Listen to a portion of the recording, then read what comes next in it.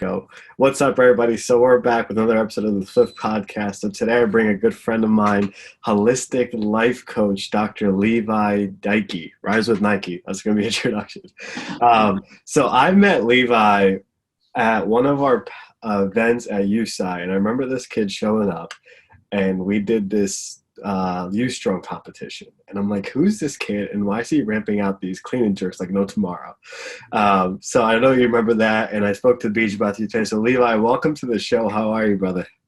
I'm doing good, man. Thanks for having me on. I'm excited to talk and connect and get the message out there. Yeah, absolutely. So the pleasure is mine. So like I mentioned to you, I was talking to Beach a couple of weeks ago, and we got in this conversation for mindfulness and wellness and so forth. So there's a lot of open questions that I have for you. But as I was reading your questions for me, the first thing that kind of struck, and I was like, that's a true definition of who you are as a person. You said my identity is being a father of that 3-year-old boy. And I've seen a lot of your videos and pictures of it. And I got to say, respect. Like, not many people these days will remember that being a parent is the number one goal for them. And truly, like, when I read that question, like, read it, it brought up like a tear to my eye. I was like, wow, good for you, man. And aside from that, you're a coach, you're a leader, you're a mentor for a lot of people. You were a student at USI, I remember that, for OT, and now you're a businessman. So life has put you in a great circle with so many blessings around. So talk to me. How do you feel these days? How's the pandemic been treating you? And you're in Arizona, correct? Yeah, I'm in Phoenix, Arizona. Nice. And just going back to that identity as a father. For me, it's been something that's been my center. It's where everything else attaches out from.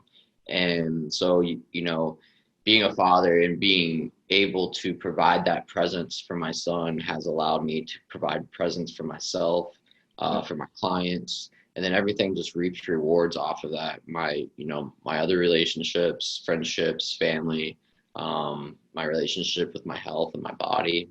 And then, just the financial abundance, the abundance of health, everything just resonates from that centerpiece. And I think that if someone can really find that centerpiece for themselves and like their purpose here, their identity, whether, and that's always something that can shift in life, and just finding that center for yourself right now, and then everything else can resonate from that, I think is just a really powerful place to be. It puts you in the driver's seat of your life. That's awesome. And we're going to start it with just that. So finding your centerpiece of why you belong. So I think as a holistic coach and as a wellness coach for yourself, that's one of the biggest things you're teaching your clients. So what are the obstacles that you've seen that people have faced to actually find the true within, like their true sense of purpose? What have you overcome, and how are you helping these guys? Well, I think the biggest thing is we get bogged down by, we have stress from work or job, we have stress from money and maybe not feeling like you have enough, or stress from just overall stress, right? And it affects our health, and it keeps us kind of in this bogged down state where our true natural selves are powerful beings. We're full of human potential, full of spiritual potential, and just clearing all that stuff out of the way, clearing out those thoughts that come in that stress you out, or clearing out the thoughts about yourself that maybe you don't want to be thinking, just clearing all that stuff out and really getting down to that center and creating from that place.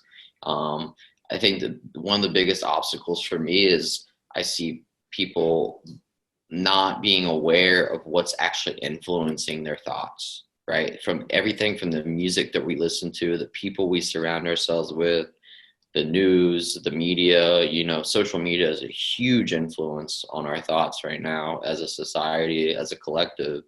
And I just think, bringing awareness to all these different sensory inputs that come into, our everyday life, and, having boundaries around that. Like, I don't even have a TV myself, just because I don't want that. I want to be the person who I have the most influence in my life, not sitting down and listening to people tell me how to think, how to believe, and how to act. You don't own a TV? Wow. Don't own a TV. Again, we're 2021. This man is having TV. Good for you, bro. And that's awesome, right? And I think that I agree with you. A lot of times people don't realize around us what's really the influence. And social media right now, sky's the limit on how much influence it can create for you. Um, but I feel like for you, that wasn't the reason of who you are today. There's more to your story. And if I go to number 6, and we talked about your life at the age of 17, and I think going through that process of your life, and if you want to open that story, I would love for you to share that story with the people and just tell them how you overcame, because that itself is a huge obstacle, right? I have a friend currently dealing with a similar situation. I'm just watching the level of growth in her. And I feel like for you, that defines you as the person we are seeing today. So if you would love to share that story with the people, that'd be great. Absolutely. I mean, that story was, that time in my life it was earth shattering, I would say. If I could go back and sit in the shoes of me at 17, it was like, holy shit, man. Like it just woke me up, I was kind of on autopilot for, at that time in my life. We're 17, we're interested in girls, and I was a big sports guy, it just, nothing really seemed real. You didn't have any responsibilities. My parents provided for me, and, I had a little job here and there, but, just life was good. Life was easy. It was simple. School was easy. And then all of a sudden I get smacked with this news. I have cancer now. Okay. So what does that mean? It's like, okay, I can't play sports anymore. Okay. I am not an athlete anymore. I'm not that identity that I, you know, kind of had just my whole life growing up. And so that really brought me to this moment of like, okay, what can I do right now? Right? What can I do? I need to, one, search for God, some kind of spirituality, God within myself, and bring in this power and touch base with these roots, these foundations of, spirituality, mindset. What are my thoughts? What are my emotions? How am I feeling about this situation? And then going on to, my physical body was just, it felt like I was just a prisoner in my body. I was sick. I was constantly throwing up. I couldn't even raise my shoulder like this, do a simple shoulder shrug after my surgery. So it was a journey of, self-discovery, but also, you know, coming back from 135 pounds. Once I, got rid of everything, I had to fight back. And, in that fight back, the first thing I did was go to the weight room and try to learn how to, lift some weights. And that was a big anchor for me at that time in my life, because that provided me an outlet, provided me some certainty, some stability. And so that's where I fell in love with training and, physical training, and prepping our bodies for, and our minds for these different things that tasks will throw at us. That's beautifully done, and beautifully said. And I feel like when I was at 17, I had an ACL injury, nowhere near comparison to your story, but I was in the same mindset when I got hurt. I was like, wow, I can't play soccer for X amount of time. I'm out of the game. I wanted to go on, and then the weight room is how I found my joy. It was my bread and butter. I was like, yo, how's this iron? And I went with my athletic trainer every day, and I'm like, can you teach me how to work out? I don't know how to do this thing. Yeah. And here we are a couple years later, and it's like, I love it. I'm addicted to it. And right. And you fall into this, like, the sense of joy. And I feel like in the gym, it's the best time for me to check out. So we already talked about, like, getting rid of those distractions and so forth, and just focusing on you for an hour. So I barely talk to people during that time. I barely have content that I just zone out. It's my time, it's my hour, and my way of finding my truest potential. And that's what you've done for yourself since the age of 17, right? Your body, your mind, constantly shifting. You're going to live to your highest potential, and that's one of your biggest motivation factors, right? Is to live to your highest potential. And I see that. I can tell by that story. So you began at a really young age, and you're still doing it. So I know that at 17, having cancer definitely changes you and so forth. Was that the only obstacle in your life that's really changed you who you are today? That was a starting point, but I'm sure there was more. Having a son definitely becomes a new challenge, right? Yeah, without question. I mean, it seems like, every huge period of growth that I've had in my life, I can attribute it to pain in some sort, whether it was emotional pain, physical pain, being sick, whatever the case was. It's like humans, as a general, typically we need some sort of pain to wake us up, in terms of getting off that autopilot. And, having a son at the time that I did, he's about to turn 3. So, whenever I found out I was having a son, it was just like mind shattering. That was just another life event, like you were saying, that just, it's like, okay. And that's where I walked into a CrossFit gym. And when I walked into a CrossFit gym, you know, it wasn't like I found CrossFit, CrossFit found me, was essentially what it was. Cause I had, that background up until that point of training and working out, but this brought another factor. This brought community. This brought, and it raised the bar on intensity. And it allowed me to use my body in a different way than I had used before, doing the gymnastics moves and things like that. So it gave me some sort of focus, another sort of clarity, another sort of stability in my life. When at that time, when I found out I was having a son, it felt like nothing was stable, nothing was certain, and it just felt like a very scary moment for me. So that gym, walking into that gym, just provide that clarity for me. That's awesome. Both times you're going to the gym for a new resource, and you're still doing CrossFit, correct? You're still in the Yeah. Still, I don't train CrossFit quite as much as I used to. Mhm. But I do coach a class from now on, from time to time. And that's where my coaching career, started, was at CrossFit gym in Philly.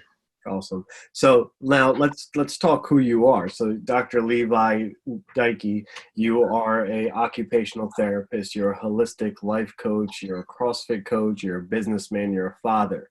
How do you find, and I ask this because I feel like during the pandemic, a lot of us are struggling with this in many ways, but the work-life balance, being stuck in four corners, working from home, and you can't really split away. But even then, besides the pandemic, how are you finding to find yourself in that work-life balance situation? I feel like you're doing a great job of it. You're as calm as anything. And you're doing a lot for sure. And people might not realize it. You might not even realize it, right? Yeah. So what's your sequencing? What's your go-to? How are we managing? Yeah. The first thing I do is I schedule time for myself. Um, and, I think that is it contradicts what a lot of people think. A lot of people think I need to grind, whatever the job is. I need to go work. But in my schedule, in my weekly schedule, I schedule time for myself. It's like, okay, I'm gonna work out 3 times a week. All right, what time? What days? What time? I'm gonna hike once a week. What day? What time?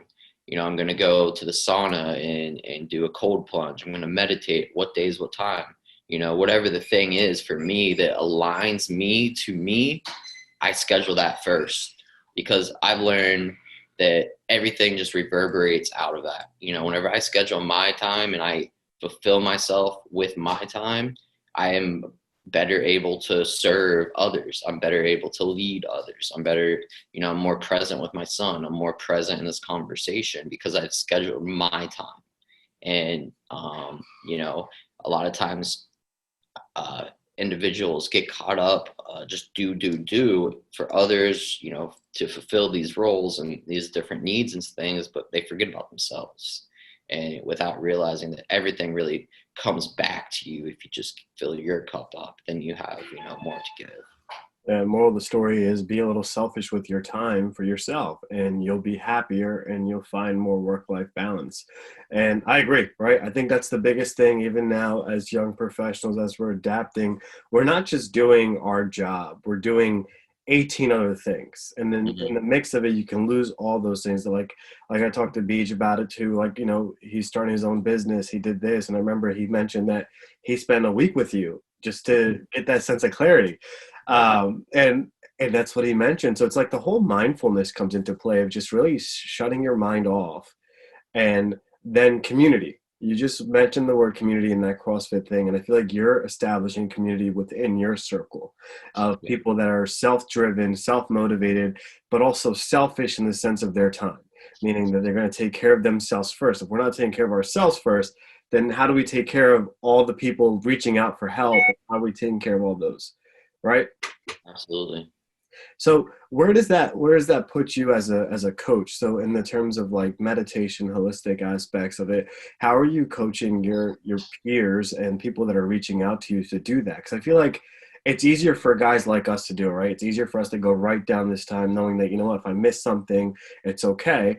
But the average person is so high with anxiety and driven to do to get them to slow down is hard, right? And even in a pandemic where we were all told to slow down, it's still quite significantly a challenge to do. So how's the coaching aspect come out for you? Well, it's, general. I can answer that question generally. Of course, as you know, it depends on the client, depends on where that gap is that, they're missing in terms of their goal and where they're at now. So it's a very individualized thing, but, I can tell you for sure, the number one the top two things, your breath and your language are the two different things that I use, with anyone that comes to me with whatever goal. It's learn to breathe with your belly, with your diaphragm, a nice deep inhale through your nose, a nice slow exhale. You get yourself into that parasympathetic state so that things can become clear, because that cuts out that stress response right away. You do 7 deep inhales into your belly using your diaphragm, drops your blood pressure, drops your heart rate. You're able to get into this calm, grounded state of mind. Then everything can become clear. It's like, oh, okay, now that I have practiced using my breath, now my perceptions on everything else in life have just become farther away. And whenever I can get things farther away, I can focus on them. They don't feel like they're right here crowding me, right? We can't see anything right here in front of our face, but we can focus on something that's out here. So using that breath to push something out here, whether it's, a relationship or a business dispute, or, you're not making time for yourself, or whatever the thing is that you want to improve in your life, get the stuff out here with your breath. And then you can focus on the clarity and what you need to do to take action on that. And then with your language, a lot of people don't realize how their language, the words that they use, actually limit them. They limit their potential on whatever the situation is in life. Just take using simple language reframes such as, this happened to me, and changing that to this happened for me, or this happened so that this opportunity can, I can see this opportunity now and I can take action on that. And, just simple little tweaks to your language and looking at how your language could potentially be limiting you is such a powerful tool in itself. I think the real pandemic is not to take anything away from COVID or anything like that and the effects of COVID, but I think a real pandemic in our society is victim mentality, is people wanting to complain, people wanting to, not take responsibility for their life and for things that have happened to them. And instead they just want to, be consumed by that victimhood instead of putting themselves in the driver's seat and taking responsibility for their life. Wow. I had to take a minute to soak all that in. So I read the book by Tony Robbins, Awaken the Giant Within. Mhm. And part of his book, and I'm sure you've read it, if not, highly recommend it. He had an entire chapter that was directed towards language and basically keywords that you would remove from your language to import and put new words in, whether it was a negative word to make it more positive or a positive word to enhance the positivity of it. So that right there, no one really thinks about. Even till today, after reading that book, and I wrote all those words on a whiteboard. Mhm. I still have it. Try to implement. It's a hard task to do. Implementation of that is hard. It's a Yeah. challenge, and it makes it more of a challenge because I think a lot of times we start to just speak before we think, right? We just start to just blur it all out. We're angry, we just let it out. We're upset, we let it out. If we're happy, we just let it out. But instead of taking the 10 seconds to stop, breathe, and remind ourselves to really put a good sentence together that might just change the entire aspect of it is phenomenal. Absolutely. So that's a great lesson he just told you. And then the second thing that I will acknowledge is victimizing in society and the constant urge to complain. And even now, being in physical therapy, on a 10-hour shift, that's all you hear is constant complaints, complaints, complaints. And everyone's like, I'm in pain. I'm this. I'm not doing this. I'm not doing that. And you as a coach, you're just like, my head's spinning. I'm like, Right. no, it, right? That complaining, man, being in pain, like, that just it reverberates more pain because you're blurting it out, and so more is going to come back to you because you're focusing on the pain. Like, what if you focus on all the great things that your body can do, right? Maybe your knee is okay, maybe your knee is hurting, but how about you actually walked up the stairs today, whatever the case is, right? There's so many good things, and just shifting that perspective and taking away the focus from the negative, putting the focus on the positive, it will open up doors for an individual, and it will allow them to see their true potential. And just changing that focus, that's where the power of manifesting is being so focused on what we want and not really paying attention to what we don't want, because that doesn't do us any good. That's really well said. I have a patient now that had the same situation, right? He came in with this pain. We fixed it. And then, I have this pain here today and that pain there tomorrow. But I'm like, ultimately, you were here for this pain. You're able to do this, this, and that today. So where's the issue? You're young. Your body's adapting. You're going to have aches and pains in a day. It's going to happen. But that kind of, what you said, it makes me think of the word gratitude.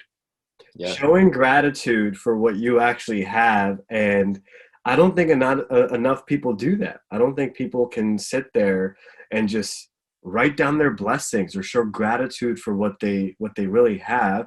And now the pandemic has occurred and you lost a lot of things. But I think in the pandemic, guys like yourself, the holistic coaches, the coaches that have the true understanding of mindfulness, stand out more. Why? Because you do the simple tasks. You live a very simple life to remind yourself of all the true blessings you have, right? Mm-hmm. Totally. And that just provides one, the clarity, like a clear focus on positive situations, but also it provides this feeling of stability. It's like, if I focus on the $1,000, just for instance, $1,000 that I do have, and instead of the $50,000 that I don't have, like, what kind of a feeling, what kind of a vibration do you think that is going to pull within me, rather than if I focus on the negative and what I don't have, it's going to pull negative vibrations. And everything in this world is energy, and so the energy that we put out, we get back.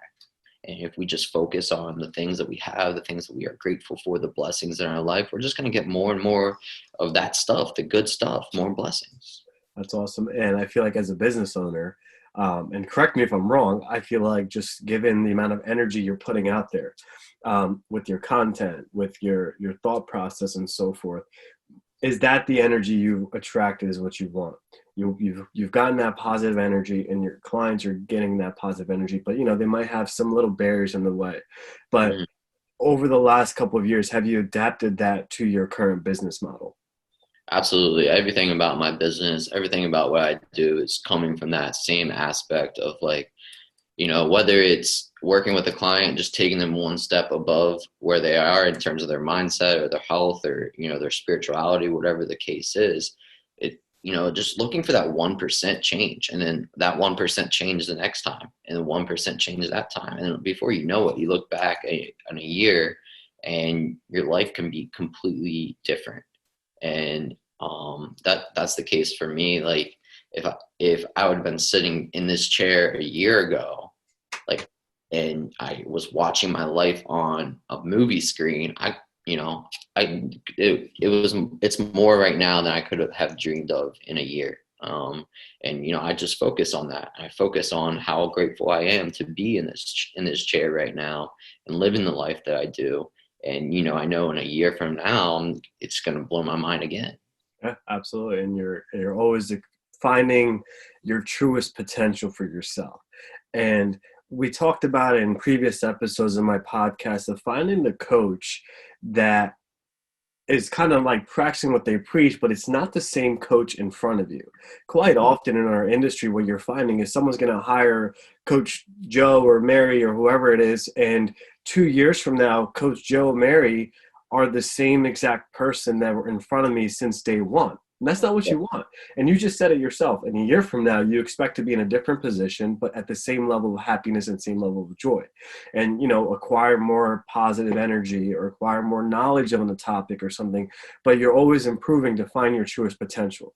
And that's what you're enhancing in your clients. And that's the message both Levi and I are trying to give to the viewers today, is that your coach should be your coach for life in many aspects, right? So overall, yes, you have background in CrossFit, you have occupational therapy, you have physical therapy, you have strength and conditioning, but those aren't all we do in a coaching environment, right? We're changing the mind, making you look at every aspect: nutrition, mind, body, Mhm. soul, and that's what truly defines a good life coach and a coach in a sense.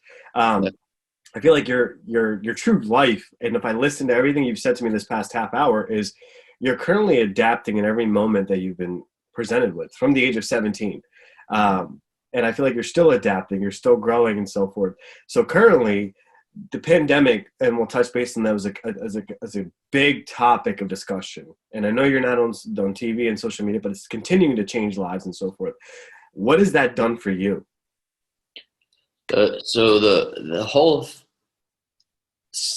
situation with the pandemic has really allowed me to take a step back and just ask the question is and look at it as an opportunity. So many individuals I think are focused on how bad the economy is or how bad, things are. But, you should just shift that focus into, okay, change is inevitable no matter what. We know that. And now is an opportunity for me to change things. All I need to do is change because times are changing. You know, things aren't going to go back to the way that they were before the pandemic. I truly don't believe that. This has been a year-long process, and we're still going through it as a collective. And I think a lot of individuals are still stuck on, oh, things are eventually going to get back to normal. No, things aren't going to get back to normal. It's your opportunity to create a new normal for you. So for me, it was, okay, I asked the question, okay, how can I still serve? How am I able to help other people? And just going about that in a different way. I do a lot more over the phone coaching sessions. I do a lot more in-home visits for clients. Just whatever it is that I need to do to get in front of someone to help them, I'm going to do it. And so all I have to do is ask that question is, what can I do differently? Here's the situation I'm presenting with currently. Here's where I want to go. Now I just got to fill that gap. And, it really allowed me to be able to be comfortable with the discomfort, allowed me to be adaptable, resilient. And it was just an opportunity to shine a light on all those areas that that were maybe weak in my psyche, and weak in my thinking, weak in my process. And it allowed me to shine the light on that and, fill those gaps. That's awesome. And I agree with you. I think the pandemic, like you said, should be allowing you as an individual to find your new norm, because the norm's kind of established itself. I don't see a lot of things going back to normal. I agree with you there. I don't think it's going to happen. But what are we as individuals doing to match the current demands of the population to help them out? And he said it himself. He's adapting to, in-home visits, online calls, and so forth. And I feel like right now is the time for coaches to realize that this is probably going to be, in terms of mindfulness and mental health, is the biggest step for our careers, and Hmm. adapting to be better coaches and understand those lessons, correct? Just Yeah. because, Yeah. I mean, And it's an opportunity for, like you were saying, like a coach, whether it's Jim, Bob, or Sally, that, you want them to grow. It's an opportunity for the coach themselves to grow in their business, for them to grow in their spirituality, for them to grow in their mindfulness and their presence. If you look at the great teachers, I consider being a coach to be a teacher. Mhm. Right? Whether we're teaching someone how to move, or we're teaching someone how to, just shift their perspective a little bit, we're teachers at the end of the day. If you look at the greatest teachers in history, Gandhi, Jesus, Muhammad, Buddha, whatever your person is, your archetype to look up to in terms of that. Why were they the greatest teachers? Because they taught from the heart, and they taught from being. Like, they were that person. You didn't have to question if Jesus was going to be honest and truthful and forthcoming from a place of love. You didn't have to question if Buddha was going to be present. It's a teaching by being, and I think that that's super important. And this is an opportunity for a coach or a teacher to just step into that next level of themselves and help others. That's agreed, right? Teaching from the heart will take you a lot further as a coach than to just read a book and just start going textbook and looking at every client like your textbook will tell you to do, looking at every patient the same way. And with that piece of advice, folks, we're going to take a quick break and be right back with you. So we're back with Dr. Levi Deike, and the epiphany of mindfulness, and the last 45 minutes plus that we've talked, I just felt a new sense of calm within myself, just speaking to him. And I think the beauty of it is there's so many lessons within it that you can't even pinpoint exactly at what point what lesson was being taught to us, at what point what he was trying to tell us from his stories. But you can go back and replay, and each time you'll learn something new from this man. And with that, I want Levi to give us his 3 pieces of advice for someone that comes in and chaos hits, and it's hard for us to kind of get our brain together and declutter ourselves and focus on him. And you've done a great job with everything that you've talked to us about. So what would be your 3 pieces of advice for the people? So the number one thing I would do is to find alignment, and find alignment find alignment with yourself, with your heart. And there's multiple modalities that you can use as an individual to get there. For me, I use my breath, or I'll go out in nature and feel like I'm a part of nature. Or I'll move my body in a workout, get a sweat going, or I'll hop in a sauna, or I'll meditate. There's many modalities, but at the end of the day, we have to find something that brings us back to center and to that heart space. And so just, explore those different modalities, whether it's meditation, whether it's go for a walk. We all have our things. Some people it's dancing, some people it's singing. Like, just get yourself to do something that brings you to your center and slows things down for you, gets you in the moment. And then from there, when chaos hits, like, if we can find that center, we can divert chaos away from us. We can block it. We can put up that shield if we need to. So number one thing is find your alignment. And once you find your alignment from there, I would say the next 2 thing, the number 2 would be find your dream. What is the dream situation? Like, so chaos hits. What is the ideal scenario that can come from this situation? What is the best case result? And then how do you get there? Right? So identify your dream, write it down, and feel what it feels like to be in that dream. Once you identify that dream and you write it down, you have a clear, concise dream that you're going towards, whether it's a goal or, whatever the thing is, whatever the situation is, write it down and believe that you're our words are spellcasters, our magic wands. You write something down, it can become your reality. And so number 1, align yourself. Number 2, find your dream. Create your dream. And number 3, ask yourself, what do I need to do right now to get there? You know, whether it's have a hard conversation in a relationship, or whether it's, you know, go start this business, or whether it's, you know, maybe I just need to just go on vacation and have, you know, enjoy life a little bit, you know, whatever the thing is, you know, just ask those questions. Is like, how do I get to my dream? And we know our dream is solid because we came from this, you know, number one, this place of alignment from our heart. And, you know, just believing that. I teach a lot of people not to ask, you know, once they identify their dream, not to ask how, because the how is going to show itself eventually. You know, if you can define your dream, you can define the what, the who, the when, the where, but just forget about the how. I think that how brings a lot of stress to individuals. And if you forget about the how, and you just trust that it can happen, and it's going to show itself, and it's going to show itself, and then you're going to know when to take action and how to go about that process. That's three great piece of advice for anyone listening. And I feel like that just goes past the whole aspect of it's a career goal or anything. It's any goal, any dream you can have.